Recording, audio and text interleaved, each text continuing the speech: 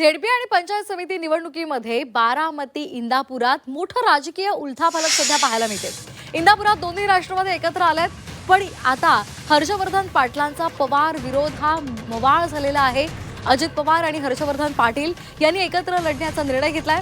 अजित पवार यांनी एकत्र येण्याची घोषणा केल्यानंतर हर्षवर्धन पाटलांनी सुद्धा आपण अजित पवार यांच्यासोबत असल्याचं जाहीर केलं।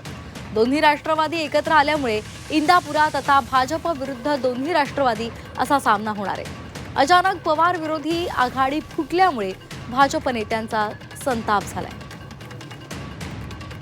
आता इंदापूर तालुक्यामध्ये देखील एकमेकांच्या विरोध करून त्याच्यामध्ये वाद घालत बसण्यापेक्षा जर हर्षवर्धन पाटील आणि तिथं दत्ताभाऊ भरणे एकत्र आले, अपासंख्याकांनी साथ दिली, इतर लोकांनी साथ दिली, बिघडलं कुठं?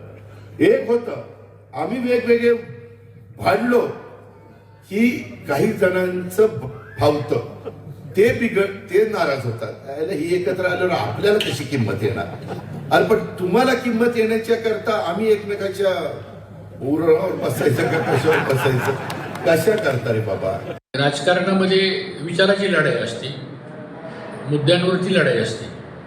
आजपर्यंत आम्ही एकमेकांच्या विरोधामध्ये लढलो नाही असं नाही, पण आज आम्ही ज्या पक्षामध्ये आहोत त्या पक्षाचे नेते आदरणीय पवारसाहेब, सुप्रियाताई आणि उपमुख्यमंत्री अजितदादा पवार एकत्र बैठक झाली आणि स्थानिक स्वराज्य संस्था आहेत, ह्या लोकल बॉडीज आहेत, त्या एकत्र आपण लढवायच्या असा आमच्याही पक्षाच्या नेतृत्वाने निर्णय घेतला आणि त्यांच्याही पक्षाच्या नेतृत्वाने निर्णय घेतला आणि त्यामुळं मग आम्ही सगळे एकत्र आलो।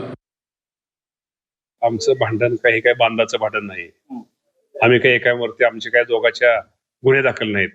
शेवटी राजकारणामध्ये ते वेगळ्या पक्षामध्ये होतो, मी वेगळ्या पक्षामध्ये होतो आणि ते वेगळ्या पक्षाचे तिथे त्यांची भूमिका मांडत होते, मी माझी भूमिका मांडत होतो। कधी त्यांना यश आलं, कधी मला यश आलं, परंतु आमचं काय वैयक्तिक असं कुठलं भांडण नाहीये। एक शेवटी पाटील कुठलाही एखादा कार्यक्रम त्यांच्या घरचा असू द्या, माझ्या घरचा असू द्या, ते माझ्या प्रत्येक कार्यक्रमामध्ये ते हजेरी लावत होते आणि त्यांच्याही घरच्या कार्यक्रमात मी हजेरी लावत होतो। भांडण फक्त आमचं निवडणूक राजकारणापुरतं होतं। म्हणजे ज्याच्या स्थानिक नेत्यांना जसं योग्य वाटलं तसं त्या ठिकाणी it's one size fits all नाही आहे। प्रत्येक ठिकाणी एक वेगळं मॉडेल आहे। म्हणजे बाळासाहेब पाटलांचं कराडला तुम्ही बघाल तर तिथे सगळे तुतारी वाजवणारा माणूसच तिथे लढलेला आहे। काही ठिकाणी घड्याळावर लढले आहेत, आता माझ्या मतदारसंघात काही ठिकाणी घड्याळ आहे, काही ठिकाणी तुतारी आहे। म्हणजे असं एक मॉडेल अनेक प्रत्येक 12 ठिकाणी 12 वेगळे वेगळे मॉडेल्स त्यांनी केले।